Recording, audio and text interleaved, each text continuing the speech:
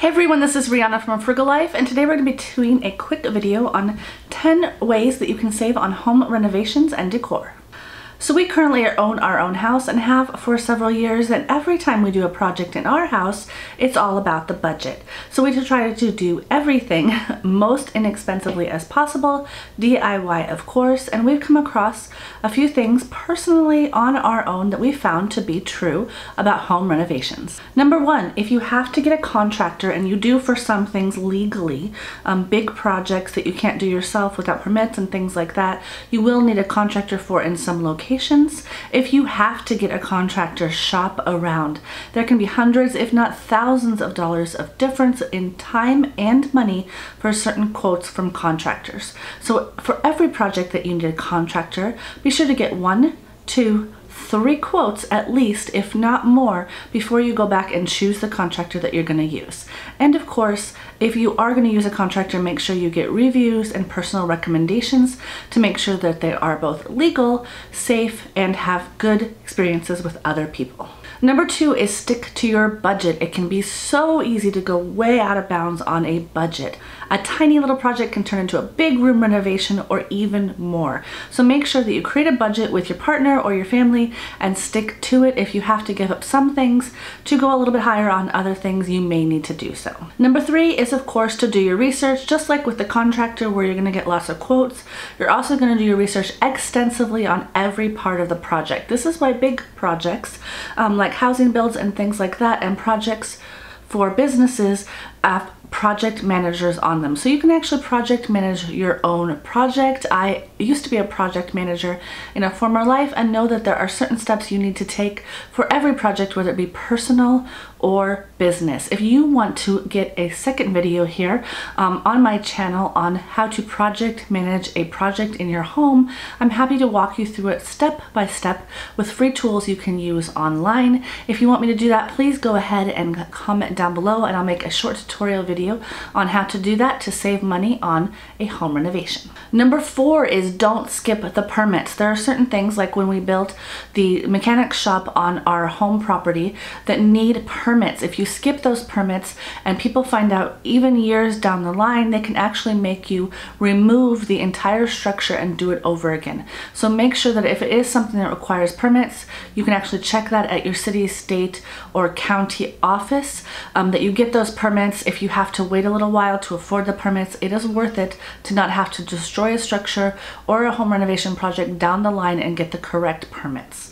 And if it is a huge project like ours was for the shop, consider getting a contractor, because they have ins and outs and know the business extensively with the city or county and can help you get those permits if you don't know how. Number 5, something that is very easy to do, we recently did it to our own kitchen, that will refresh a whole room, is to paint the kitchen cabinets. So if you can't afford an entire home remodel, consider just painting the kitchen cabinets. It cost us $80 to buy 1 gallon of really nice kitchen cabinet paint that was primer and paint all in one, a few YouTube videos, and we were able to refresh the entire kitchen for under $100 plus our labor hours, and those of course are free. So consider that as an easy way to decorate or renovate your kitchen. If you want to see more ways to renovate your kitchen, I'm actually going to do a video on it. When it is ready, I will put the link up above. For now, just hit that subscribe button down below and wait for it to come out.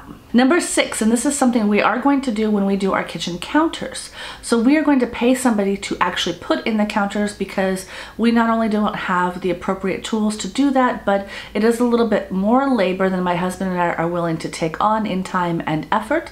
However, we're going to save a big chunk of money on that contractor fee by doing the demo ourselves. So we will demo out all of the counters that are already there, and it'll save a huge chunk on that contractor fee, because they do charge you for the demo hours, as well as taking away the demolition products that they take out of your home. So consider doing any demo first and then having the contractor come in. Of course, talk to the contractor first, make sure that they are okay with that, and see if they have any tips for the demo that they want to give you, or requirements before they put those cabinets, counters, or anything else in your house.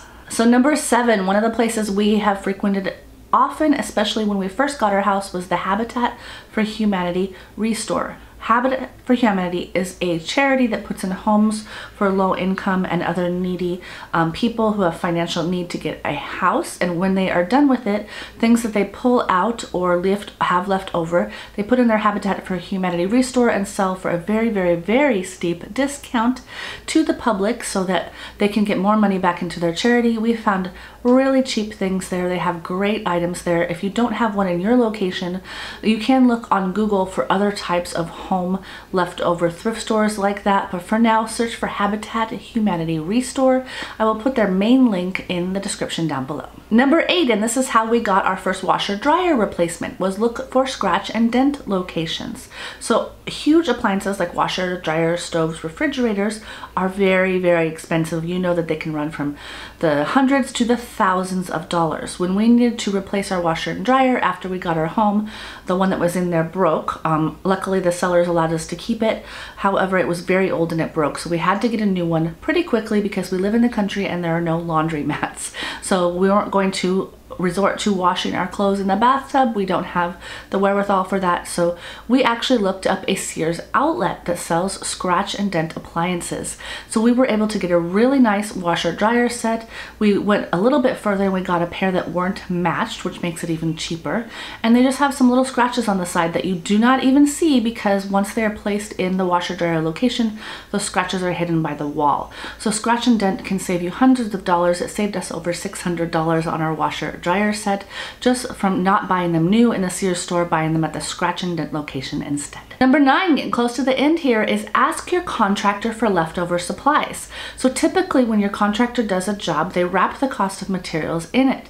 Some contractors, when they leave, will not leave those materials. They will dispose of them for you, which means taking them back and reusing them for other projects.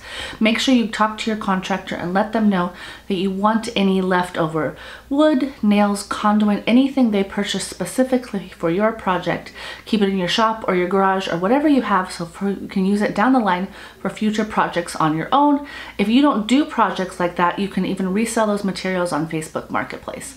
I do have a link up above for my Facebook Marketplace video if you want to see how to use that. But make sure that you're not just giving away money.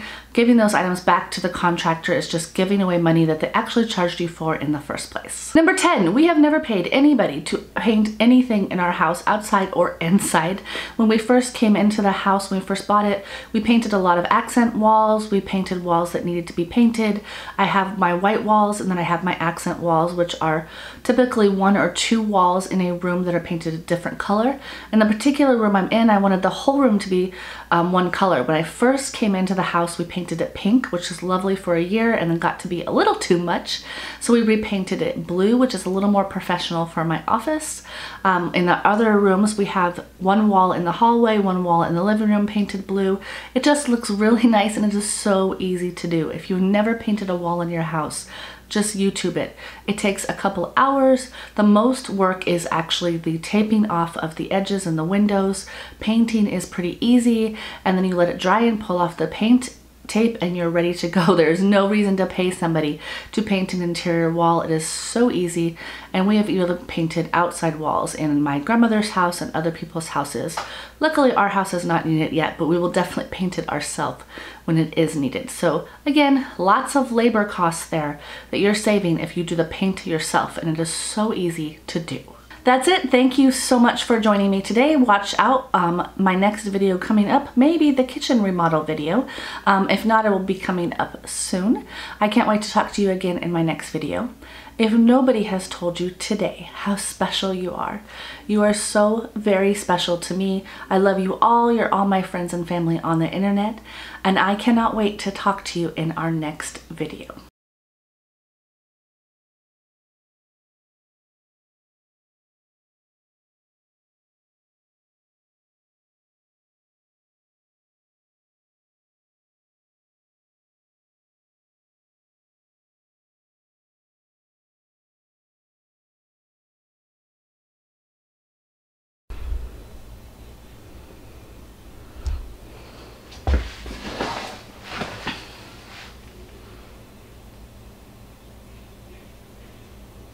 Testing, testing, testing.